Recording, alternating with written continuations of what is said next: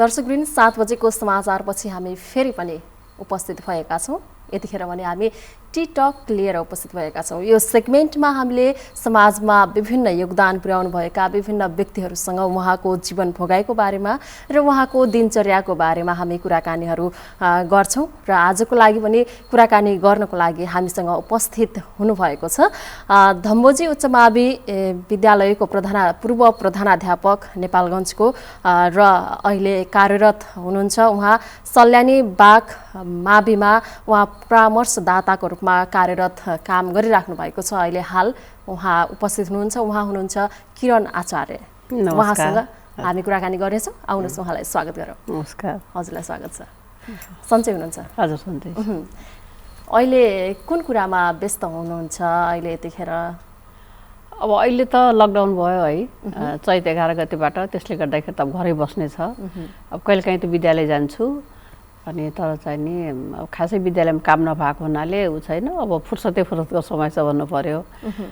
त्यसले गर्दा अब म पूर्व विद्यार्थी र पूर्व शिक्षक पनि भएको हुनाले पढ्ने र पढाउने मात्रै मेरो भनौँ न जिन्दगीभरि मैले सिकेको र जानेको कुरा त्यति मात्रै भयो। त्यसले गर्दाखेरि अब मैले चाहिँ अहिले के भइरहेछ भने हाम्रो धर्म ग्रन्थमा अर्थात् वैदिक सनातन धर्ममा थुप्रो किसिमको विवादास्पद अभिव्यक्तिहरू आइराखेको छ र यसबारे थुप्रो किसिमको विवादास्पद अभिव्यक्तिहरू अन्य धर्मावलम्बीहरूले पनि दिने गरेका छन्। आखिर यो कुरो के छ त? हामीहरूले किन यस्तो गरे त? हाम्रो भगवान्हरूले जस्तो भगवान् कृष्णकै बारेमा पनि एकदम सस्पेन्सिसितको बारेमा बडा एउटा चाहिँ फ्लर्टको रूपमा प्रस्तुत गर्ने गरिन्छ। त्यसले गर्दाखेरि त्यस्तै अनि यो त्यो भयो होइन, उहाँ के हो त, साँच्चै हो त, के हो त कुरो भनेर त्यो मैले पत्ता लगाएँ गर्दा ठ्याक्कै उल्टो कुरो रहेछ। एकदमै होइन रहेछ। राजा क्यारेक्टरै रहेनछ। नभएको अस्तित्वको बारेमा यति ठुलो बवन्डर मान्छेहरूले मचाउँदा रहेछन्। बडा आश्चर्य लाग्यो। त्यसले गर्दाखेरि त्यस्तै किसिमबाट भनेर मैले चाहिँ वेददेखिबाट लिएर अन्य पनि जति पनि हाम्रो भ्याएसम्म यो 6-7 महिनामा जति मैले भ्याएँ अनि त्यसबारेमा पनि अध्ययन गरेर केही अनुसन्धानात्मक लेखहरू लेखेकी छु। प्रकाशित पनि भइराखेको छ र चाहिँ नि मैले एउटा पुस्तक भोलि लोकार्पण हुँदैछ अनि त्यसपछिबाट र चाहिँ नि अर्को पुस्तक पनि चाहिँ नि प्रकाशनको क्रममा छ। भइरहेको छ, अहिले यसो एडिट भइराखेको छ। त्यसले गर्दा अब लेख्ने कामहरू पढ्ने कामहरू गरिराखेको छु यो छुट्टीमा। एकातिर हजुरले लेखकको काम पनि गरिराख्नु भएको छ, किताबहरू लेख्दै हुनुहुन्छ। भोलि अर्को एउटा किताब पनि प्रकाशनमा आउँदैछ, त्यो कुरा हामी हेर्नेछौँ। यो हजुरको करियरको बारेमा हामी कुरा गर्नेछौँ। अहिले नितान्त हजुरको व्यक्तिगतको बारेमा कुरा गरौँ। तपाईँको यो दिनको सुरुवात कसरी हुन्छ? बिहानीको सुरुवात जब तपाईँ कति बजी उठ्नुहुन्छ, कति बजी के गर्नुहुन्छ, बिहानीको सुरुवात चाहिँ कसरी गर्नुहुन्छ? Thank you. म यसो छ, म चाहिँ नि अलि सबेरै वास्तव उठ्नुपर्ने हो है। मलाई चाहिँ सबेरै उठ्नुपर्ने हो। खास हामीहरूको होइन एउटा अनुसार नै परम्परा भनौँ, चलन हाम्रो संस्कृतिमा भनौँ बिहान उठ्ने, छिटो बरु साँझ बरु छिटो सुत्ने भन्ने छ। तर त्यस्तो भए तापनि मसित यो अलिकति भएन। किनभनेदेखि मलाई चाहिँ नि अलिकति राति निन्द्रा कम लाग्ने छ। मलाई राति म कम सुत्छु। त्यसले गर्दा अब जतिखेर निन्द्रा लाग्यो उतिखेर भन्दा बिहान नै हुन्छ। त्यसले गर्दा बिहान म अलि अबेला उठ्छु। त्यो 6-6:30 बजिहाल्छ आजकल। पहिले त स्कुल त्यसो निन्द्रा नलाए पनि, रातभरि निन्द्रा नलाए पनि बिहान त मलाई 4:30 बजेतिर उठ्न परिहाल्थ्यो। म स्कुलमा छँदाखेरि, धम्बोजीमा काम गर्दाखेरि यहाँ त मलाई 9 घन्टा 10 घन्टा विद्यालयमा काम गर्नुपर्ने हुन्थ्यो। त्यसले गर्दाखेरि चाहिँ म त्यतिखेर त अब 4-4:30 उठिहाल्थेँ जसरी पनि। रातभरि नसुते पनि उठेर मलाई उठेर आफ्नो काममा जानुपर्ने हुन्थ्यो, तयारी गर्नुपर्थ्यो। हजुर, डेली ड्युटीको बारेमा काम गर्नुपर्ने हुन्थ्यो। तर अहिलेको स्थितिमा मलाई भिन्न छ। म अहिले सरी अनि त्यसमा पनि तपाईँको चाहिँ अहिले चाहिँ छुट्टी भएको हुनाले अनि यो छुट्टीमा चाहिँ मैले जिन्दगीमा बडा चाहिँ नि आनन्दको फुर्सदको समय अहिले पाएको छु। यो उमेर 62 वर्षको उमेरमा आएर। अनि त्यसले गर्दाखेरि अलि अल्छी गरिरहेको छु म। अनि बिहान अलि अबेला उठ्छु। अनि त्यसपछि उठिसकेपछि अब आफ्नो व्यक्तिगत फ्रेस भयो, पूजाआजा गऱ्यो। अलिकति म केही एक्सर्साइजहरू, मेडिटेसनहरू पनि गर्छु। अनि त्यसपछिबाट अलिअलि पढ्यो। अनि पढिसके पछाडि पढ्न बडा आनन्द लाग्छ मलाई।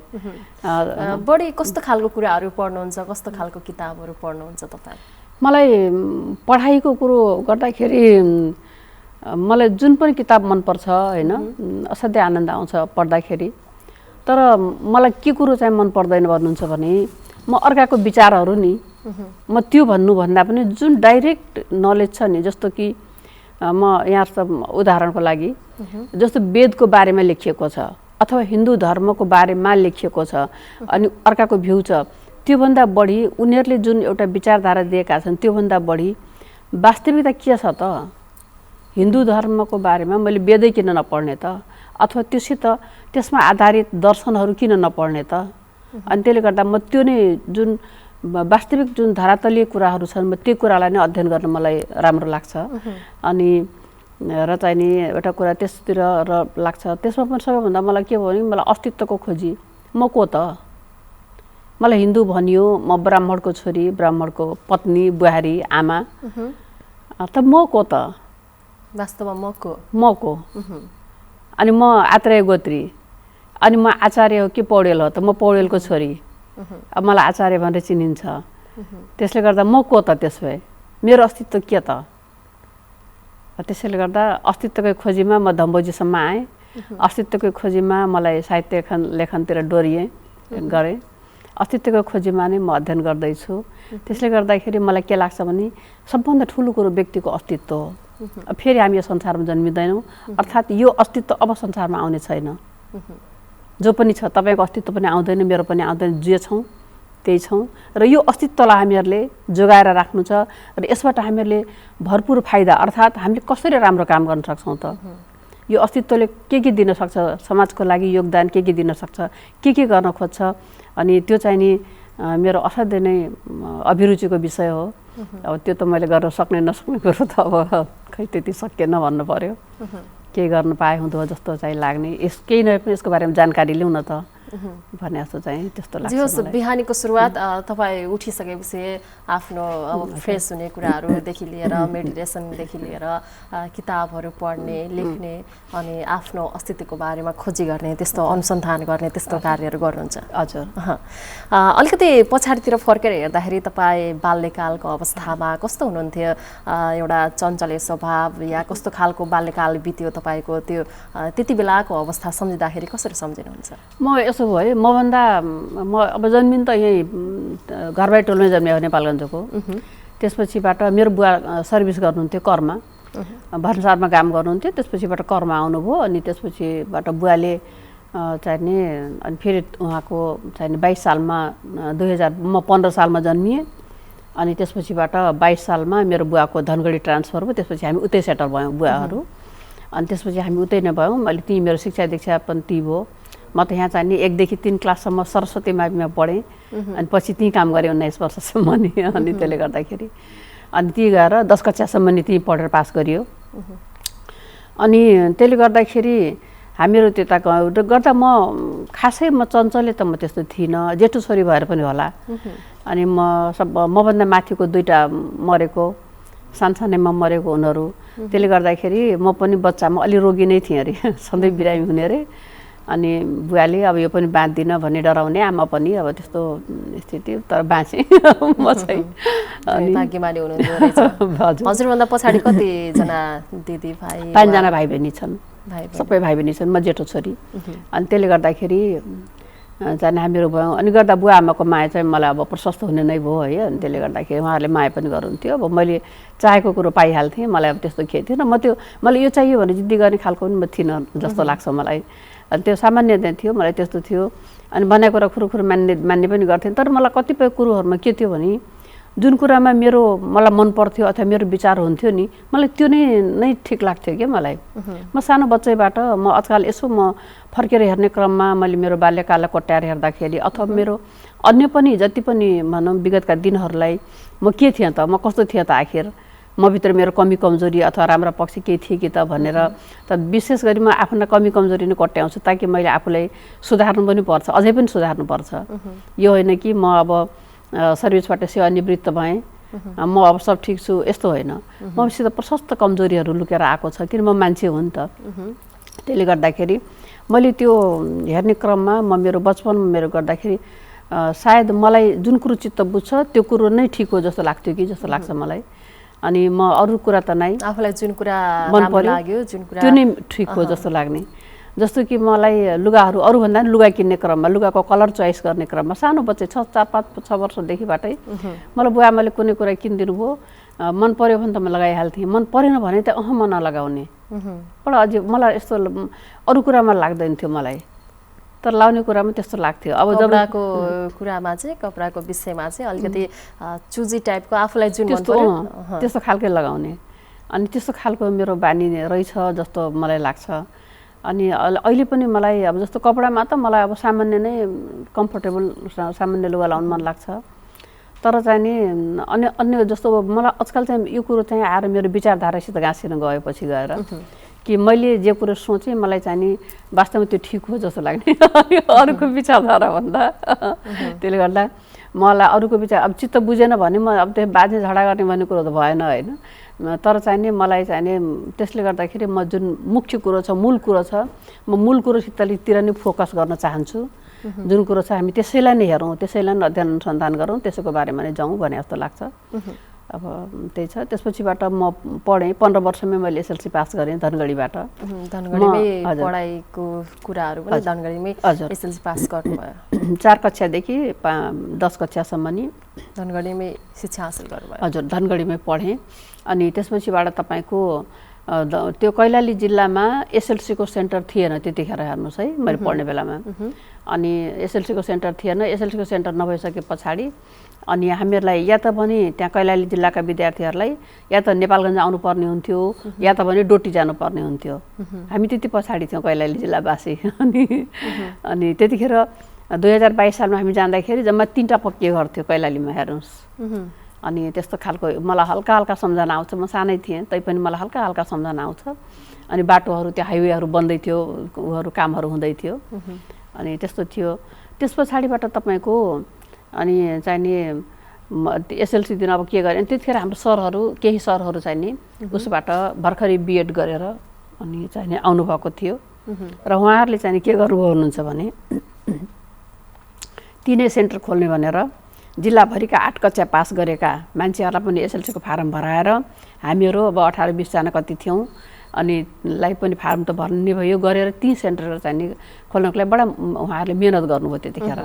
अनि सरहरूले अनि नन्दराज पन्त सर हुनुहुन्थ्यो, पछि जुन जिल्ला शिक्षा अधिकारी पनि हुनुभयो, अनि महेश्वर पाठक सर हुनुहुन्थ्यो, अनि त्यसपछिबाट विजय कुँवर सर हुनुहुन्थ्यो, अनि खेमराज पाण्डे सर हुनुहुन्थ्यो। उहाँहरू सब सरहरूले भर्खरै पास गरेर आउनुभएको थियो। अनि उहाँहरूले त्यसखेर हाम्रो बेलामा त शिक्षक पनि राम्रो हेर्नु योग्य शिक्षक पनि हुँदैन थियो बिचरा, म्याथ पढाउने शिक्षक थिएन हाम्रो, हेर्नुहोस् है। नभएपछि पछि आउनुभयो अनि उहाँले पढाउनु भयो, हेर्नुहोस् टेस्टको बेलामा आउनुभयो। त्यस्तो शिक्षकै राम्रो मतलब त्यति बेलाको अवस्था त्यति धेरै पढे लेखेका पनि भेटिँदैन थिए। हजुर, त्यति बेलाको अवस्था हेर्दाखेरि चाहिँ अहिले चाहिँ एकदमै धेरै विकसित भयो। फरक हो बापरे। यदि नेपालले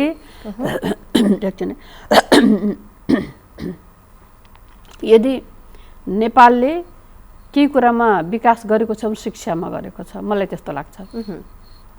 2007 सालमा 2% पनि लिटरेट एजुकेटेडको कुरो छैन, शिक्षितको कुरो छैन, साक्षर त्यति थियो भने अहिले आएर तपाईँको चाहिँ नि मलाई जहाँसम्म लाग्छ एजुकेटेड नै 50% हुनुपर्छ, अब मोर देन 50% एजुकेटेड। साक्षर त मलाई नियरली कोही एक्सेप्सन बाहेक लिटरेट चाहिँ नियरली सबै भइसक्यो होला त्यस्तो लाग्छ मलाई। किनभने शिक्षाको मामला यति अगाडि बढ्यो, त्यति मात्रै होइन, ब्याचलर मास्टर यस्तो राम्रो पढाएछ, डक्टर इन्जिनियर। अब मलाई कस्तो खुसी लाग्छ, तपाईँले देखेँ त बडा आनन्द लाग्यो। किनभने अब मलाई हिजो पढ्न कस्तो गाह्रो थियो, तपाईँ मजाले एउटा पत्रकारको रूपमा काम गर्नुभएको छ। थुप्रो केटीहरू छन् तपाईँहरू जस्तो है, जसले चाहिँ भाइ मजाले कस्तो राम्रो पत्रकारिता गरिरहेछ, डक्टर छ, इन्जिनियर छ, सबै छ, पाइलट छ, हेर्नुहोस् है। अर्थात् केटीहरू नभएको ठाउँै छैन, जहाँ पनि केटीहरूले गरिरहेछ। साहित्यकार छन्, जस्तो हाम्रो यहाँ कल्पना खरेलजी हुनुहुन्छ है, 2टा उपन्यास लेखिसक्नुभयो हेर्नु। अनि त्यस्तै किसिमबाट निलम कार्की निहारिका हुनुहुन्छ उहाँहरू। अनि त्यसले गर्दाखेरि यस्तो महिलाहरू पनि कति राम्रो साहित्यकारहरू भइसक्नु भएको छ। 101 अब हरेक फिल्डमा महिलाहरू आएको छ है। त्यसले गर्दाखेरि अहिलेको जमाना सो अमेजिङ क्या। मलाई चाहिँ त ढिलो जन्मिनु पर्ने, अलि छिटो जन्मेर कति यस्तो म पनि सायद यस्तो हुन्थ्यो होला जस्तो लागेर आउँछ। अब जे होस्, अब आफ्नो यहाँ भूमिका निभायो। त्यसपछिबाट तपाईँको अनि एसएलसीको मैले परीक्षा त्यहाँबाट दिएमा हामीहरू 100 जना पुगेका थियौँ अनि 100 जनाले एसएलसी दियौँ 100 जनामा एसएलसी दिएमा 10 जना पास भयो त्यसमा म पनि एउटा हो कैलाली जिल्लाको 10 जना भयो एकजना हजुर पनि हजुर एकजना म पनि भएँ अनि त्यसपछि अब आइए पढ्ने त्यहाँ भएन अनि त्यसपछिबाट अब के गर्ने अब त्यतिखेरको समस्या के थियो भने अब मेरो फुपूहरूको त भोटो फुकालेर बिहा गरे हाम्रोको त बाहुनहरूकोमा त त्यो कन्यादान गर्ने भन्ने सिस्टम थियो बा हेर्नुहोस् अनि अब कन्यादान भनेपछि नछुनी नहुँदै बिहा गर्नुपर्ने नछुनी भएर बिहा गरेपछि फलित हुँदैन थियो अरे त्यतिखेर है बुवाआमाले कन्यादानको धर्म नपाउने अरे अनि नछुनी नहुँदै बिहा गरे कन्यादानको धर्म पाउने अरे हेर्नुहोस् यस्तो खालको विकृति थियो जुन कुरो वेदमा छैन वेदमा उल्लेख छैन त्यसले गर्दा धेरै कुराहरूमा छेडखानी गरिएको छ हाम्रो धर्मको साथमा धेरै कुराहरूमा छेडखानी गरिएको पनि रहेछ अन्य धर्मावलम्बीहरूले त्यसले त्यो कुरो तर पनि वेदमा मैले कहीँ फेला पारेको छैन यस्तै कन्यादानको भन्ने कहीँ छैन त्यहाँ 101 विदुषीहरूले लेखेका छन् वेद लेखेका पनि छन् तपाईको चाहिँ कसरी भयो बिहे अनि हजुर थ्याङ्क यू अनि त्यसले गर्दाखेरि त्यो कुरो छैन भनेदेखि त्यो हाम्रो सिस्टम रहेनछ हेर्नुहोस् यो कुरो पछि गएर के भयो भने अन्य धर्मावलम्बीहरूले आक्रमण गर्दै आए मार्दै आए काट्दै आए भाग्दा भाग्दा अस्तित्व बचाउँदा अनि स्वास्नी मान्छेहरूलाई बचाउन समस्या पर्यो हुनसक्छ र त्यसपछिबाट स्वास्नी मान्छेलाई छिटो बिहा गर्ने परम्पराको विकास भएको हुनसक्छ त्यसले गर्दाखेरि अब त्यो मानसिकताबाट ग्रसित होइन त्यसले गर्दाखेरि त्यो लाचारीबाट भनौँ अब त्यसमा त्यो एउटा परम्पराको रूप धारण गरेपछि कालान्तरमा गएर अनि मलाई बिहा गर्ने भन्ने कुरो भइरहेको थियो अब मेरो आमाको माइती त नेपालगञ्ज हेर्नुहोस् है अनि मेरो आमा नमान्ने मेरो बुवा दाङको अनि त्यस पछाडिबाट हुँदैन भने आमा बुवाले चाहिँ बिहा गरिदिनु पर्ने आमाले चाहिँ हुँदैन भन्ने अनि त्यस्तो 7-8 वर्षमै माग्न आउने हेर्नु न कस्तो अचम्म है आमा त्यति बेला मलाई आजकल सम्झिन्छ छक्क लाएर आउँछ हेर्नुहोस् त कस्तो जमानामा थियो हामीहरू अनि त्यसपछिबाट त्यसो भयो अनि पछि आमाले हुँदैन भन्नु यो त हुनै सक्दैन भन्नुभयो अनि एसएलसी त्यस्तै गर्दा गर्दै तर मैले एसएलसी 15 वर्षमै पास गरेँ अनि त्यसपछि बाट अनि पास गरेँ अनि अब आइए कहाँ पढाउने भन्ने भयो अनि मलाई लखनऊमा होस्टेल छ भनेर लग्नुभयो मलाई डाक्टर पनि पढाउन चाहनुहुन्थ्यो एकतिर पढाउन चाहनुहुन्थ्यो अर्कोतिर बाहुनको छोरी कहीँ यसो लपसप गरी पहिला गयो भने जान्छ भन्ने हजुर जान्छ बेइज्जती हुन्छ भन्ने यस्तो डर पनि थियो उहाँहरूलाई बिचारा अब त्यतिखेरको सोसाइटी त्यस्तै थियो सोचै त्यस्तै थियो अनि भनेर भन्नुहुन्थ्यो अनि आमाले मान्नु भएन मेरो आमाले असाध्यै त्यस कुरामा चाहिँ अडान लिएरै बस्दिनु भयो अनि म पनि मानिनँ म पनि रोएँ पढ्छु भने अनि त्यहाँबाट त्यस्तो त्यो भयो अनि त्यस पछाडिबाट तपाईँको लखनऊमा एडमिसन नपाएपछि मेरो 1 वर्ष सिद्धियो म 31 सालभरि घरै बसेँ अनि त्यसपछिबाट तपाईँको अनि 32 सालमा अब के गर्ने त भनेपछि अनि दाङमा मेरो फुपूको घर छ अनि फुपू कहाँ चाहिँ राखेर अनि त्यहाँ कलेज नजिकै पर्ने त्यहीँ राखेर अनि आइए पढाउनु भयो मलाई अनि आइए पनि मैले गरेँ इङ्ग्लिस लिटरेचरबाट आइए पास गरेँ अनि त्यतिखेर हाम्रो मैले अझै पनि सम्झिरहेको थिएँ हाम्रो नारायण सिंह गुरुङ सर हुनुहुन्थ्यो इङ्ग्लिसको शिक्षक बडा राम्रो पढाउनु भएको थियो र उहाँले जुन तरिकाले हामीलाई पढाउनु भयो यस्तो सेल्फ सफिसियन्ट बनाउनु भयो नि त उहाँले अनि त्यसले गर्दाखेरि नै मैले मेरो अगाडिको पढाइ सायद तय भएको त्यो पनि एउटा हुनसक्छ उहाँको जुन पढाउने मेथड थियो उहाँको जुन पढाउने तरिका थियो त्यसले गर्दा र जुन 10 कक्षासम्म पनि जुन मेरा सरहरूले मैले अघि नाम लिए उहाँ सबै सरहरूले जुन पढाउनु भयो उहाँहरूले हामीलाई अनि र मेरो बुवा आमाले पनि भन्नुहुन्थ्यो तैँले पढ्नुपर्छ सबै कुरा दिमागमा राख्नुपर्छ सम्झेर बुझेर पढ्नुपर्छ भन्नुहुन्थ्यो मलाई र सायद त्यसैले गर्दाखेरि बुझ्ने प्रयास गर्दा गर्दा गर्दा गर्दा सायद म बुझ्ने नै मन लाग्छ अहिले पनि वास्तविकता के छ भनेर बुझ्न मन लाग्ने होला अनि त्यसले गर्दाखेरि त्यहाँबाट आइए गर्ने अनि आइए गरिसके पछाडि अब त मेरो बिहा गरिदिन्छन् मेरो त उमेर पनि भयो जस्तो लाएर आयो छैन अब 17-18 को 18-19 को 17-18 को भएँ अनि मेरो बिहा हुन्छ होला अब मैले रेगुलर मैले मेरो पढाइ पुरा गर्न सक्दिनँ पढाउनु त छैनन् मलाई भनेर अनि मैले कानपुरबाट प्राइभेटमा बिए पढेँ अनि त्यसपछिबाट गरेर त्यहाँबाट मैले बिए पनि फटाफट गरेँ अनि 36 सालमा मैले बिए पास गरेँ अनि 37 साल वैशाखमा चाहिँ नि मेरो बिहा भयो त्यसरी अरेन्ज म्यारेज भयो हामीहरूको अनि त्यसरी हाम्रो बिहा भएको थियो अनि त्यति बेला अब साथीभाइहरू पनि धेरै बने थियो होला अब त्यत्रो पढ्दासम्म बिए पास गर्दासम्म अनि त्यति बेलाको साथीहरूलाई सम्झिँदाखेरि कसरी सम्झिन चाहनुहुन्छ कुनै पल थियो त्यो साथीहरूसँग रमाइलो गरेको त्यस्तो खालको कुनै थियो रमाइलो छ हजुर हजुर अनि म साथीहरूसित थियो म अलि जस्तो म अब 10 कक्षासम्म त 15 वर्षकै थिएँ हैन फेरि अब हाम्रो बेलामा अलिकति सोसाइटी अलिक क्लोज थियो त्यहाँनिर अलिकति के थियो भने रिजर्भ सोसाइटी थियो हाम्रो समाजमा अब धेरै खुला अहिलेको जस्तो खुला वातावरण त थिएन। झन् हामीहरू त छोरीलाई नपढाउने मान्छेलाई पढाएको स्थिति है। त्यसले गर्दा हामीहरूलाई अब यसरी टाउको उठाएर यस्तो डाइरेक्ट फेस गरेर कुरा गर्नु पनि हुँदैन थियो। छोरी भएर आँखामा हेरेर नकुरा गर्नु भन्ने हुन्थ्यो हामीलाई, तल हेरेर कुरा गर्नु भन्ने अब त्यस्तो अर्थी उपदेश पाइन्थ्यो नि त। अनि त्यहाँबाट त्यसले गर्दाखेरि अनि त्यो थियो। अब पछि त्यो त जब टिचर भएर अनि ट्रेनिङ दिँदाखेरि बल्ल डाइरेक्ट आई कन्ट्याक्ट गरेर कुरा गर्नुपर्छ, पढाउनुपर्छ, डाइरेक्ट फेस गरेर पढाउनुपर्छ भनेर हामीहरूलाई भनेपछि न त्यसरी आई कन्ट्याक्ट गर्न सिकियो। अन्यथा त त्यही पनि विद्यार्थी त आई कन्ट्याक्ट गरेर डर लाग्ने, किनभने हामीलाई त आदतै त्यही थियो, साइकोलोजी नै त्यस्तो खालको थियो, त्यही सिकाइएको थियो, त्यही संस्कारमा बाँचियो। तर चाहिँ नि त्यो गर्दाखेरि त्यति बोलिन्न थियो। अब अलि खासै त्यसरी कुराहरू हुँदैन थियो। केटाहरूसित सामान्य कुराहरू हुन्थ्यो, कुरा गरिन्न थियो। केटीहरूको पनि आखिर पढ्यो, कुरोको घर फर्केर आयो, कतै जाने गर्ने त्यस्तो थिएन। अनि आइए पढ्दाखेरि चाहिँ नि के भयो भने अब अलिकति उमेर पनि भयो होला, केटाहरू टिच पनि गर्ने भयो हेर्नुहोस् होइन, अनि केटाहरूले जिस्काउने गर्ने पनि भयो, अनि हेर्न ओर्न खोज्ने भयो हेर्नुहोस् है। अनि मलाई चाहिँ म अलिकति मैले भने नि म अलि नसहने पनि। अनि त्यसपछिबाट तपाईँको अनि उनीहरू यसो हेर्नुमा तल हेर भन्थेँ क्या मैले सिधै। अनि मेरो साथी डिआइजी भएर आएको थियो यहाँ होइन। अनि यसो गेट टुगेदर जस्तो भयो भन्यो, सबैजना भयौँ। अनि एकछिन कुराकानी भयो, सब भयो।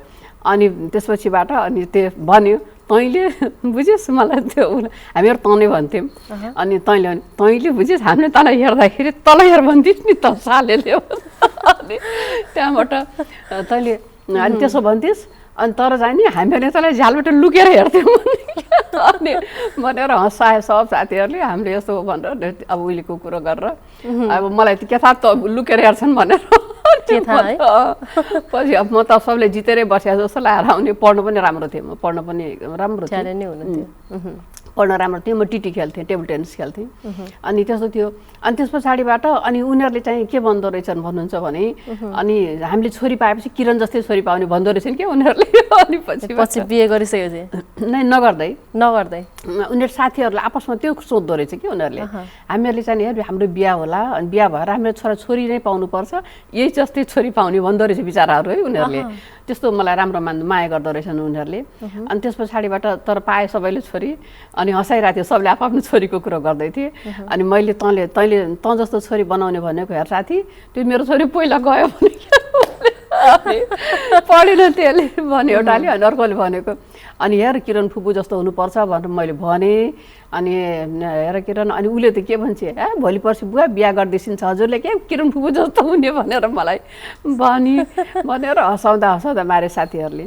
त्यसले गर्दाखेरि अलिकति रमाइलो जे होस् त्यो पढ्ने टाइममा त्यो कलेज पढ्दाखेरि चाहिँ एउटा रमाइलो छेड भएको एउटा साथीहरूसँग अहिले भेट हुँदाखेरि चाहिँ त्यो कुरा भएर हाँसो मजाक हुन्छ।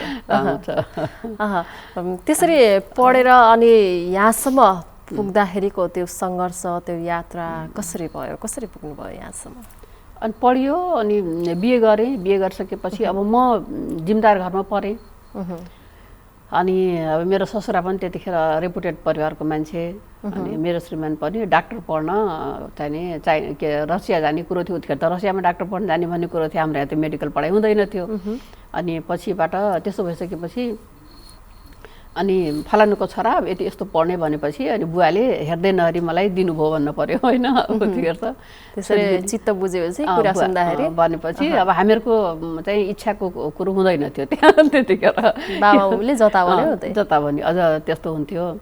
अनि त्यसपछि कुरा आयो, अनि आइसकेपछि त्यसरी उहाँले भन्नुभयो। अनि त्यसो देखा भेट्या त होइन, अनि त्यसो भएर भन्नुभयो अब त्यही बिहा भयो। अनि चलनै थियो त्यति बिहा भयो। अहिले कति एउटा सन्तान हुनुहुन्छ? मेरो एउटा छोरा छ। एउटा छोरा। अनि पछि तपाईँको बिहा भयो। अनि बिहा भइसकेपछि मेरो घरमा त फेरि लोक मान्छेले पनि जागिर नखानु पर्ने हेर्नुहोस्, जागिर खाँदा बेजेती हुने सिस्टम हेर्नुहोस् है। त्यस्तो टाइपको समाज मेरो त्यस्तो सोच बङ्गाली सोसाइटी अलिकति के हुनेछ। अनि त्यसले गर्दाखेरि अनि त्यो थियो त्यतिखेर। अनि कसैले जागिर खानुहुन्न भनेर 4 जना उहाँहरू दाजुभाइ, मेरो श्रीमान माइलो बसेर उहाँले सल्लाह गर्नुभयो। अनि जेठाजुको जेठो छोरा पनि मभन्दा 3 वर्ष कान्छो छन् तिनी। सबैजना 5 जना बसेर त त्यस्तो सल्लाह गरेर राखेँ जागिर नखाने भने त अब म त जागिरदारीको छोरी हेर्नुहोस्।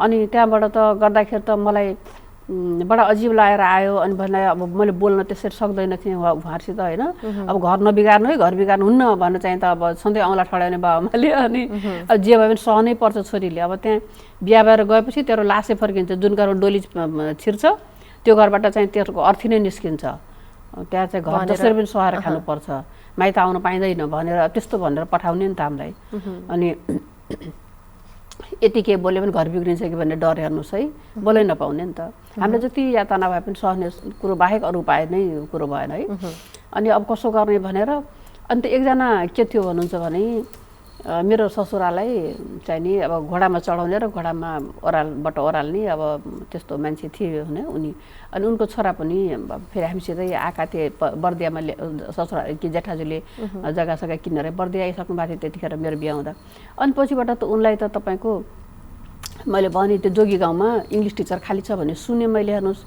अनि भनेर भन्दाखेरि त अनि मैले उनलाई भने ल न दाइ त्यहाँ इङ्ग्लिस टिचर खाली छ अरे अब छोरो जन्मिसकेको थियो मेरो यो होइन विपिन अनि त्यहाँबाट छ अरे खोजिदिनुहोस् न मै भए पनि जागिर खान्छु मलाई त जागिर खानु कुनै लाज छैन म जागिर खान्छु म यत्रो अब इङ्ग्लिस लिटरेचरबाट बिए पास गरे मान्छे म बस्दिनँ घर भनेर मलाई बस्न मन छैन दाइ म त्यहाँ गएर म खान्छु म चाहिँ जागिर खाने भनेर मैले त्यो असाध्यै पीडा भयो कि उहाँहरूले जागिर नखाने भनेपछि मैले उहाँलाई भनेँ अनि त्यो भनेपछि त त्यो दाइले त मलाई अनि पैतालादेखि टुप्पीसम्म मलाई हेऱ्या अनि यस्तरी गरेर मलाई हेरेर अनि मलाई भन्नुभयो के कुरा गरे माइल नानी हजुरले कस्तो घरको बुहारी हो हजुर जस्तै माइती हो अनि त्यसपछि जागिर खाने घरको छोमा हो उहाँ अनि त्यसरी लोक मान्छेले जागिर नखाने घरमा स्वास मान्छेले जागिर खान्छु भन्ने भनेर तिन त बडा रिसाए मसित आमा तिमीले त मलाई जपारे बेस्तरी हेर्नुहोस् अब म त कस्तो गल्ती गरेँ के भने जस्तो के हो एकदम ठुलो अपराध गरे जस्तो भयो नि त अनि उनले त गएर जेठाजुलाई भन्दैछन् जेठाजुले उहाँलाई भन्नुभएछ ल तेरो स्वास्नीले त जागिर खान्छु भने किरणले भनेर हेर्नुहोस् है कस्तो समस्या अन्त फेरि अनि मेरो श्रीमानले त मलाई त सबैको सामनाबाट पाखुरा समातेर र तानेर कोठामा लगेर एकदम अपसेट भइराख्या तैँले यस्तो गर्ने जागिर खान्छु भनेर जनता हेर्नु मैले नराम्रो कहाँ गरेँ सर्भिस गर्नु अपराध होइन त्यही हो मैले नराम्रो कहाँ गरेँ भनेर मैले क्वेसन चाहिँ गरेँ त्यतिखेर तर हुँदैन तैँले जागिर खाने होइन म अब सायद असोज कार्तिकको महिना थियो होला असोजतिर कार्तिकको अनि उहाँले चाहिँ भनौँ म तिहारमा उहाँ जान्छु दिदी कहाँ टिका लाउन काठमाडौँ जान्छु अनि त्यतिखेर बरु उतै जागिर खाएर म चाहिँ बरु जागिर खाएर बरुमा आउँछु तर तँ चाहिँ जागिर नखा भनेर उहाँले मलाई भन्नुभयो ल त्यसो गरे चाहिँ हुन्छ तपाईँले जागिर खानुहोस् मलाई त्यो एकजनाले चाहिँ खाएपछि अलिकति ढुक्क हो अनि मेरो भाइहरू बहिनीहरू सबै बोर्डिङमा पढिरहेको थिए हेर्नुहोस् है म पछिको चाहिँ अनि त्यसपछि मतलब मेरो माइली बहिनी र कान्छी साइली बहिनी त हामीहरू सरकारीमै पढ्यौँ अनि कान्छी बहिनी दुईवटा भाइहरू सबै बोर्डिङमै पढ्यो उनीहरू अनि त्यसले गर्दाखेरि अनि उनीहरू अनि चाहिँ सबै चाहिँ यसरी बोर्डिङमा पढ्ने मेरो छोरालाई म यो गाउँको स्कुलमा म त्यहाँ त पढाउँदिनँ म जङ्गलमा त उसलाई पनि पढ्नुपर्छ राम्रो त्यसले गर्दा इच्छा हुँदैन भनेर मैले भने अनि ल हुन्छ त भनेर अनि उहाँले गर्नु अनि ठिक्क क्याम्पसमा अनि पाइयो अनि क्याम्पसमा चाहिँ उतिखेर अब एमए गरे मान्छे होइन सजिलो त्यो पढ्नु पनि पास गर्नुभयो अनि र चाहिँ नि यहीँ अनि क्याम्पसमा आउनुभयो अनि आएर मलाई सर्भिस खोजिदिनु न भन्छु उहाँले वास्तै नगर्ने सर्भिस खोजिदिनु न भन्छु वास्तै नगर्ने अनि त्यहाँबाट म एक दिन अहिले सन्चो थिएन अनि त्यसपछि अनि शशाङ्क शेखर चटर्जी भन्ने सर आउनुभएको थियो लौन सर मलाई जागिर चाहियो म त भने अनि के गर्नुहुन्छ नर्सरीमा पढाउनुहुन्छ यत्रो बिए पास गरे मान्छे भन्नु म पढाउँछु नि सर किन नपढाउने मलाई जे जागिर मलाई काम चाहियो सर काम ठुलो हो मेरो लागि भनेर भने मैले अनि लौ त भनेर अनि मेवालाल श्रीचन्द्र मेवालाल भन्ने स्कुलमा 1 वर्ष मैले नर्सरीमा पढाएँ अनि पढाएँ मलाई मेथड के पनि थाहा थिएन मैले पढाउन जान्दैन थिएँ त्यही पनि मैले अब कसरी पढाउने त मैले सिकाउन सकिनँ बच्चाहरूलाई तपाईँले सिकाउन सक्नु भएन म्याडम भनेर भन्नुहुन्थ्यो उहाँहरूले मलाई अनि मलाई उहाँले जुन कमेन्ट गर्नुहुन्थ्यो नि जुन कम्प्लेन गर्नुभयो कमेन्ट गर्नुभयो मेरो बारेमा अनि क्रिटिसाइज गर्नुभयो द्याट वाज अमेजिङ के that was to a big boon for me के मेरो ठुलो एउटा आशीर्वाद थियो हेर्नुहोस् किनभने त्यो गरेपछि अनि मैले दिमागमा रातभरि सोच्न थालेँ कसरी पढाउने त गर्दा गर्दा गर्दा गर्दा यस्तो राम्रो मेथड फेला पारेँ मैले आफैले नै हेर्नुहोस् है निस्किँदो रहेछ आफ्नै दिमागबाट सिर्जना हुँदो रहेछ गरेर मैले सिकाएपछि त उनीहरूलाई त मैले त 1 हप्तामा उनीहरूलाई पढाइदिएँ हेर्नुहोस् सिकेँ मैले 6 महिनामा सिकाउन नसकेको कुरा मेथड मैले डेभलप गरेपछि अनि सिकाएँ गर्दाखेरि असाध्यै राम्रो हो बच्चाहरू हेर्नुहोस् र त्यो कुरोले नि मलाई होल जिन्दगी पछ्यायो हेर्नुहोस् किनभने बच्चाहरूले एउटा तरिकाबाट सिकाउँदाखेरि सिक्दो रहेछ भने अनि म 1 वर्षपछि सरस्वतीमा मावि शिक्षकको रूपमा काम पाएँ त्यहाँ आएँ अनि पछि आयोग खोल्यो, आयोगमा पास गरेँ, कम्पिटिसन लडेर म राम्रैमा आएँ अनि त्यहाँबाट गरेर पास गरिकनमा आएँ। अनि त्यसपछिबाट मैले त्यहाँ पछि मेथडको तालिमहरू यताउति सबै दियो, त्यो मेथडहरू म क्लासमा इम्प्लिमेन्ट गरेर पढाउने गर्थेँ। जसले गर्दाखेरि जस मलाई त्यो पुराना विद्यार्थीहरूले पनि अरू टिचरलाई सम्झिनन्, मलाई सम्झिन्छन्। आजभन्दा 37-38 वर्ष अगाडिका विद्यार्थीहरूले, मैले पढाएका विद्यार्थीहरूले मलाई अझसम्म सम्झिन्छन्, यति सम्मान दिन्छन्। अनि मलाई चाहिने परार साल 2 वर्ष पहिले एकजना एआइजीले असाध्यै फोन गरेर सम्मान गरेर फोन गर्नुभयो। अब एआइजी जस्तो मान्छे, म एउटा शिक्षक है, रिटायर्ड शिक्षक, असाध्यै सम्मान गरेर फोन गर्नुबाट अनि मेरो स्टुडेन्टको श्रीमान हो है। अनि उसले मलाई मेरो बारेमा कति सम्मानपूर्वक श्रीमानसित कुरा गर्दै रहेछन्, त्यो बारेमा मलाई त्यत्रो सम्मान गर्नु है। पछि म भेट्नमा अनि आउँछु म्याडम हजुरलाई भेट्न भन्दै, होइन सर म आफै आउँछु भने। त्यति ठुलो मान्छेलाई कसरी गराउने होइन। अनि पछिबाट फेरि अनि त्यो कार्यक्रममा हाम्रो भेट भयो, यस्तो सम्मान दिनुभयो उहाँले पनि, म त छक्क परेँ क्या। भनेपछि यो त उहाँले त मलाई चिनेकै छैन नि, मलाई देखाएको छैन, मेरो अस्तित्व बारेमा त जानकारी नभएको हो, नहुनु पर्ने मान्छे। अब पुलिस लाइनको मान्छे, म यतापट्टि शिक्षण लाइनको मान्छे। तर चाहिँ उहाँले मलाई त्यो सम्मान दिनुको कारण त उहाँको श्रीमतीको अभिव्यक्ति थियो म प्रतिको। भनेपछि त्यस्तै अरूहरूले पनि, जस्तो त्यतिखेर केटीको स्कुल थियो तर उनीहरूको चाहिँ श्रीमानहरूले, घरको परिवारले सम्मान दिएको हिसाबले उनीहरूले मेरो बारेमा कति राम्रो कुरो गरेको रहेछ, कति प्रभावित रहेछ बच्चाहरू, त्यो लाग्छ। त्यसले गर्दाखेरि जे होस् मलाई कुनै पनि शिक्षणको बारेमा मलाई चाहिँ मैले उनीहरूलाई सक्दासम्म मैले जाने बुझेसम्म मेहनत गरेर मैले पढाएँ। त्यो कुरामा चाहिँ मलाई ठिकै लाग्छ। तर मलाई अझ पनि मलाई पछुतो के लाग्छ भने, मैले जस्तो अहिलेको नयाँ केटीहरू जुन एमए गरेर आइरहेको छ इङ्ग्लिसमा है, मलाई कस्तो राम्रो लाग्छ। तिनीहरू मभन्दा ब्रिलियन्ट छ उनीहरू, मैले भन्दा बढी चाहिँ जानेको छ, ज्ञान बोकेको छ उनीहरूले र तालिम प्राप्त छ हेर्नुहोस् है। 101 मेथडहरू डेभलप भइसक्यो अब त, शिक्षण मेथडहरू पनि, बच्चा पनि राम्रो भइरहेको छ। म अलिक पिट्थेँ पनि क्या। अनि उतिखेर हाम्रो जमानामा त गुरु मारे झमझम विद्या आए छमछम भन्ने सिस्टम थियो। अनि म त्यो सिस्टमबाट हुर्के आफूले पनि मार खाएको, आफूले पनि पिट्थेँ हेर्नु, मलाई अलिक पिर लाग्छ मलाई। म तपाईँहरूको यो कार्यक्रमबाट मेरो सम्पूर्ण विद्यार्थी यो कार्यक्रम यदि सुनेको छ मेरो बच्चाहरूले भने, नयाँ पुरानो सब विद्यार्थीहरूसित म माफी माग्न चाहन्छु कि मैले त्यो परम्पराबाट म चाहिने हुर्किएको भएको हुनाले पिटेँ होइन, उनीहरूलाई मैले दुःख दिएँ जस्तो लाग्छ। तर मैले इमान्दारी साथ चाहिँ पढाएकै हो उनीहरूलाई चाहिँ नि, इमान्दारी साथ मैले पढाएँ, तर पनि मैले उनीहरूलाई पिटेँ। मलाई पिर लाग्छ, त्यो नगर्नु पर्ने थियो। अहिले सम्झिँदाखेरि चाहिँ त्यो कुरा किन गरेको होला भन्ने जस्तो अलिकति त्यो लाग्छ, भएर आउँछ अहिले चाहिँ। त्यो लाग्छ। अनि मलाई चाहिँ नि अनि त्यहाँबाट मैले सक्दासम्म मेहनत त गरेँ। तर उनीहरूलाई मैले अझै पनि भनौँ न, जस्तो अहिले नयाँ केटाकेटीहरू कस्तो राम्रो है, बाफले नयाँ ज्ञान बोकेर आएको छ बच्चाहरू, कस्तो राम्रो छ। अनि त्यस्तो भयो भने उनीहरूले चाहिँ नि झन् राम्रो मेहनत गरे हुँदो जस्तो लाग्छ। तर अलिकति उनीहरू चाहिँ ठिकै गर्छन् मेहनत गर्न। शिक्षण पेसालाई मुख्य कुरो मैले के लाग्यो भन्नुहुन्छ भने, म एउटा शिक्षकको रूपमा हुन त हरेक पेसाको आफ्नो महत्त्व छ। कुनै पनि पेसा महत्त्वविहीन त हुनै सक्दैन। कर्म महत्त्वविहीन कहिले पनि हुँदैन। न कर्म नाशवान छ, न कर्म महत्त्वविहीन छ। सबैभन्दा महत्त्वपूर्ण यदि हाम्रो विश्व ब्रह्माण्डमा केही छ भनेदेखि त्यो कर्म नै छ। कर्मभन्दा ठुलो कुरोहरू केही हुन सक्दैन। त्यस कारणले गर्दा त्यो छ। तर शिक्षण पेसा भने यो कुरो यस्तो रहेछ कि चाहिँ नि, तपाईँले एउटा अत्यन्त सामान्य व्यक्तिलाई जादु गरिदिन सक्नुहुन्छ। अत्यन्त सामान्य व्यक्ति तपाईँको त असाध्यै ठुलो मान्छे बन्न सक्छ। अर्थात् म यहाँ आएँ, आज म तपाईँसित एउटा अन्तर्वार्ता दिनको लागि चुनिएँ, अर्थात् तपाईँले मलाई त्यो लायक सम्झिनुभयो, त्यसको लागि के थियो भने शिक्षा नै थियो। यदि म नपढेको हुन्थ्यो भने त म घर भात पकाएर बस्थेँ। म जस्तो साथी मान्छे त घर भात पकाएरै बसेको छ नि त। मेरो उमेरको सबै मेरा साथीहरू घर भात पकाएर बसेको छ भनेपछि म त आज त यहाँ आइरहेको छु। मलाई चाहिँ नगरपालिकाले एउटा स्कुल फेरि हेर्दै अनि चाहिँ मर्ज गर्न लागेको स्कुललाई हेर्दै म्याडम भनेर मलाई पठायो भनेपछि त्यो पढेकै भएर त पठाएँ नि। त्यस कारणले गर्दाखेरि शिक्षामा त्यो छ। एउटा सामान्यभन्दा सामान्य मैले नै धम्बोजीमा पढाउने क्रममा तपाईँको जस्तो कि एउटा चाहिँ भाँडा माझ्दै हिँड्थ्यो बिचरा, अब श्रीमान मरेको, अनि चमार जातको सास मान्छे, अनि अब त्यहाँबाट घरकाले पनि उसलाई अब घरबाट निकालिदिएछ भने हेर्नु, सानो यत्रो छोरी बोकेर हेर्नु बिचरा घर भाँडा माझ्दै हिँड्थ्यो हेर्नुहोस्। अनि त्यस पछाडिबाट छोरी थिए, त्यसलाई चाहिँ टिचरहरूले मलाई जानकारी दिएपछि भर्ना गरिदिएँ। अनि त्यसपछि 8 कक्षा पास गरेपछि मैले एउटा विद्यार्थीले चाहिँ जाऊ बाबु तिमी यो पढ्न सक्दैनौ भनेर अनि त्यो केटीलाई मैले राखेर ओभरसेयर गराएँ। पोहोर साल उसले मलाई भन्थ्यो म्याडम इन्जिनियर गराइदियो भनेर।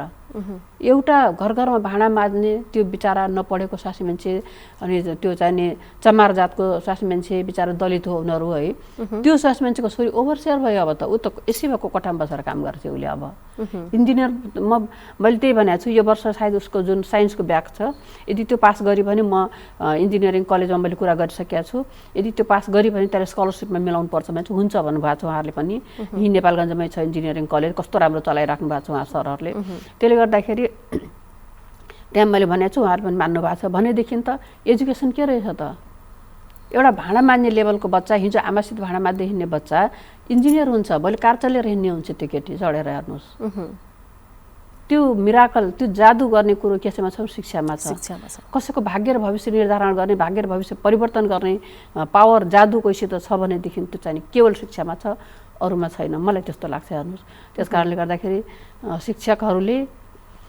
इमान्दारी त देखाउनै पर्छ आफ्नो पेसालाई प्रेम गर्नुपर्छ असाध्यै क्रेजी भएर नै विथ क्रेज चाहिँ तपाईँको काम गर्नै पर्छ कुनै पनि विषयमा आफू संलग्न छ भने त्यो विषयप्रति आफू क्रेज चाहिँ गर्नै पर्छ तपाईँले पनि जस्तो मानिदिनुहोस् यसमा गर्नुभएको छ यसमा पुरा क्रेजी हुनै पर्यो म यही नै हो म पत्रकारको दुनियाँमा नयाँ नाम चाहिँ चलाएर देखाउँछु अरूले भन्दा बेटर गर्छु भनेर आउनुभयो भने तपाईँ अगाडि बढ्नुहुन्छ होइन त सबको सम्मानमा भयो भने त सिद्धै कुरो त्यसले गर्दाखेरि जुन ठाउँमा हामीले काम गरेका छौँ त्यो कामलाई हामीले असाध्यै सम्मानपूर्वक हामीले सम्मान दिनैपर्छ अर्काले कसैले दिन्न हामीले त्यो व्यक्तिलाई सम्मान गर्नको लागि आफू लायक बन्नुपर्छ यदि हामी त्यो लायक बन्यो भने सम्मान दिन्छ न त कसलाई के पर्या सरकारले सम्मान दिनलाई होइन त्यसले गर्दाखेरि हामीले आफूले त्यो लायक बनाउनुपर्छ अनि बल्ल हुन्छ त्यसले गर्दा हरेक काम महत्त्वपूर्ण हुन्छ तर सबभन्दा बढी महत्त्वपूर्ण शिक्षा हुन्छ किनभने त्यो लायक शिक्षाले नै बनाउँछ व्यक्तिलाई त्यस्तो लाग्छ मलाई शिक्षा क्षेत्रमा यति लामो समयसम्म आबद्ध भएर काम गर्नुभयो धम्बोजी माविमा पनि एउटा प्रधानाध्यापकको रूपमा पनि रहेर तपाईँले काम गर्नुभयो वास्तवमा बालबालिकाहरूको त्यो हेर्दाखेरि शिक्षा कसरी दिनुपर्छ भन्ने कुराहरू त्यो प्रणाली कुराहरू पनि तपाईँलाई थाहा छ तपाईँले के अनुभव गर्नुभयो त लास्टमा यो वास्तवमा अहिले रिटायर भएर बस्दै हुनुहुन्छ र अहिले हाल केही काम पनि गरिराख्नु भएको छ सल्यानी बाग माविमा परामर्शदाता भएर त्यो रूपमा काम गर्दै हुनुहुन्छ कस्तो खालको अनुभव गर्नुभएको छ अहिलेसम्म यो परिस्थितिमा आउँदासम्म यसमा चाहिँ मैले भने कि विद्यार्थीहरूलाई अनि हाम्रोमा कतिपयमा के छ भने एउटा कन्सेप्ट के छ भन्नुहुन्छ भने मधेसी कम्युनिटीको बच्चाहरू पढ्दैन थारू कम्युनिटीको बच्चाहरू पढ्छ असाध्यै मेहनती छ किनभने थारू कम्युनिटी नै यति हार्ड वर्कर हो सायद नेपालको सबैभन्दा बढी मेहनती विश्वासिलो र चाहिँ इमान्दार कम्युनिटी यदि कोही छ भने थारू कम्युनिटी डिसिप्लिन यस्तो अहिलेको त थारूहरू पढिसकेका छ समस्या भएन आजभन्दा 35-40-50 वर्ष अगाडिको थारूहरू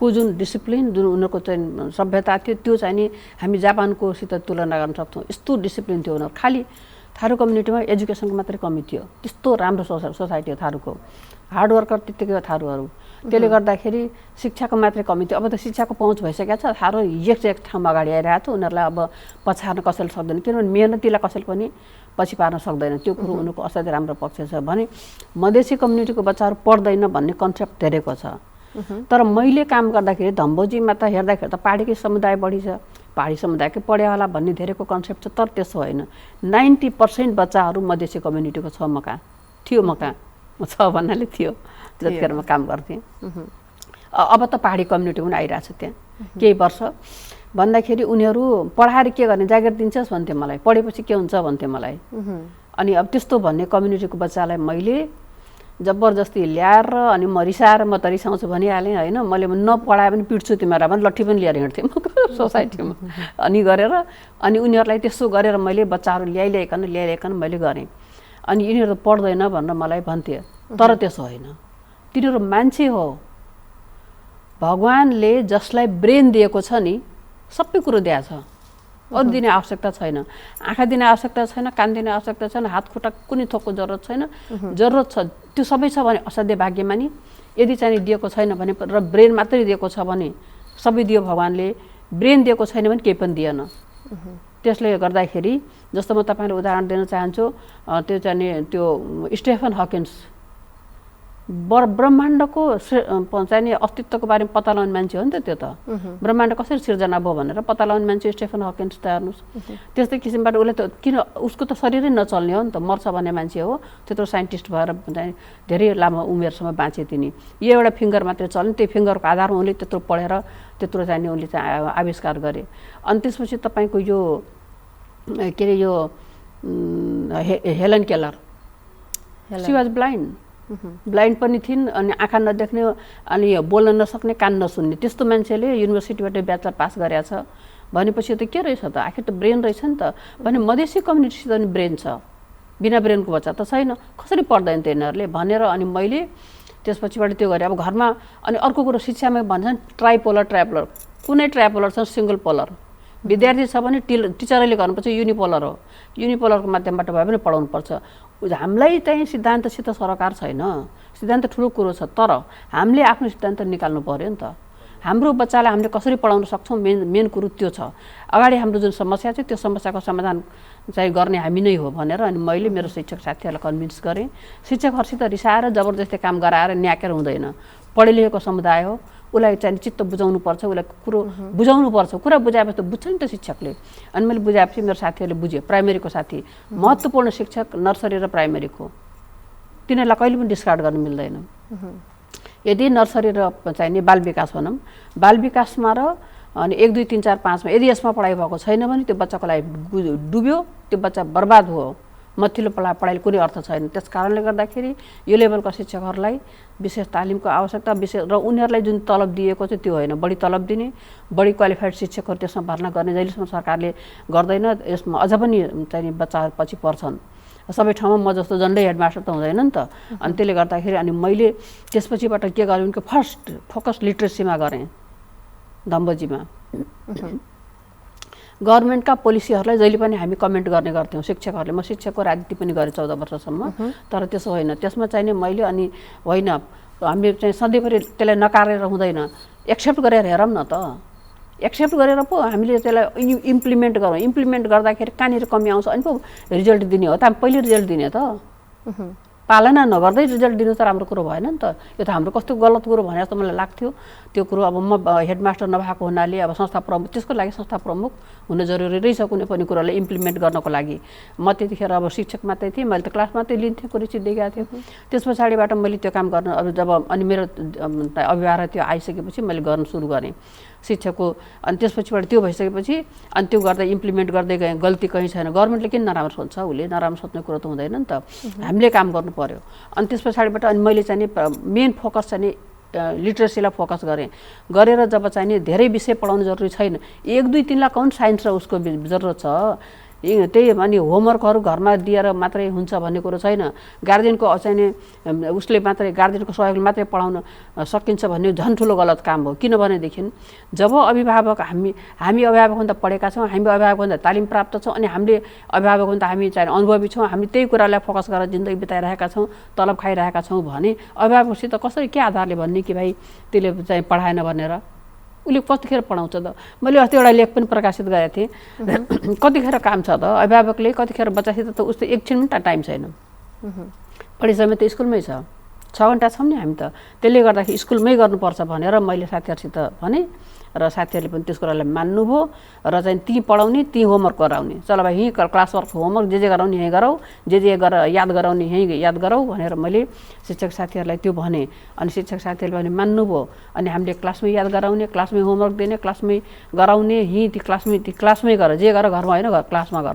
गर्दा हेर्नुहोस् उनीहरू यति राम्रो भयो बच्चाहरू एकेको घर युनिपोलर एजुकेसनमा अनि त्यस पछाडिबाट त गरेपछि उनीहरू यस्तो राम्रो उनीहरूको त इङ्ग्लिस यस्तो राम्रो भयो नेपाली मेरोभन्दा राम्रो म त के नेपाली जानेछु र मधेसी कम्युनिटीको बच्चाको कुरो गर्दैछु मैले उनको नेपाली मेरोभन्दा राम्रो मेरो मदर टङ नेपाली उनीहरूको मदर टङ नेपाली होइन तर उनीहरूको नेपाली मेरोभन्दा राम्रो अनि त्यस्तो उनीहरूले त्यस्तो राम्रो भयो हेर्नु अनि पछिबाट जब नेपाली राम्रो भयो इङ्ग्लिस राम्रो भयो म्याथ राम्रो त्यो बच्चालाई कसले रोक्न सक्छ शानदार गरिरहेको छ अहिले त असाध्यै राम्रो गरिरहेको छ बच्चाहरू त्यही मधेसी कम्युनिटीको बच्चाहरू कोही पुलिसमा गएको छ कोही आर्मीमा गएको छ कोहीले लोकसेवा पास गरेको छ कोहीले शिक्षक सेवा आयोग पास गरेको छ अब त्यो चिडीमार कम्युनिटीको पनि केटीले त्यो खुसी चिडीमार भन्यो त्यसले बिकम पढिरहेको छ मतलब BBS पढिरहेको छ हेर्नुहोस् राम्रो विद्यार्थीको रूपमा त्यस्तो छ किरणजी हामी विभिन्न कुरामा कुराकानी गर्दै थियौँ अझै पनि हामीसँग तपाईँसँग विभिन्न जिज्ञासाहरू पनि छँदैछ अझै पनि कुरा गर्ने विषयहरू छँदैछ अहिले भने हाम्रो समय सकिसकेको छ यति बेला हामी फेरि पनि कुनै दिन तपाईँलाई यसरी निम्त्याएर फेरि पनि हामी कुराकानी गरिनेछौँ अहिले भने तपाईँले हामीलाई यो अमूल्य समय दिनुभयो त्यसको लागि धेरै धेरै धन्यवाद मेरो पनि मलाई आफ्नो विचारहरू राख्ने मौका दिनुभयो र त्यसको लागि तपाईँ अनि हाम्रो क्यामेरामा काम गर्नुहुने हाम्रो पुरानो मित्र त्यसपछिबाट सबै चाहिँ टिम तपाईँको सम्पूर्ण टिमलाई नेपाल टेलिभिजन रुद्र भाइ सबैलाई मेरो हार्दिक धन्यवाद आभार प्रकट गर्छु र चाहिँ सबै यसै कार्यक्रम माध्यमबाट मेरा सम्पूर्ण शिक्षक साथीहरूलाई यस्तो मेहनत गरिदिनुहोस् मैले जे गरेको थिएँ त्योभन्दा पनि धेरै मेहनत गरिदिनुहोस् र नेपालमा पनि अल्बर्ट आइन्स्टाइन भन्दा पनि राम्रो बच्चा जन्मिन सक्छ भन्ने कुरा साबित गरिदिनु होला भन्ने मेरो अनुरोध छ मेरो साथीहरूलाई हुन्छ हस् दर्शकवृन्द यतिखेर हामी टिकटकमा थियौँ उहाँसँग हामी विभिन्न कुरा गऱ्यौँ हामीसँग हुनुहुन्थ्यो किरण आचार्यजी धम्बोजी उच्च माविको पूर्व प्रधानाध्यापक र हाल सल्यानी बाग माविमा नगरपालिकाले उहाँलाई परामर्शदाताको रूपमा काममा राखेको छ उहाँ अहिले त्यही काममा हाल कार्यरत हुनुहुन्छ यतिखेर हामी समय छोटो भएकोले हामी छुट्टिने समय भइसकेको छ तपाईहरुलाई हाम्रो कार्यक्रम कस्तो लाग्छ सल्लाह सुझाव दिनुहोला र यतिखेर समाचारमूलक जानकारीहरू छोड्दै यतिखेर म बिदा माग्न चाहन्छु तपाईको दिन शुभ रहोस् म अन्जु चौधरी नमस्कार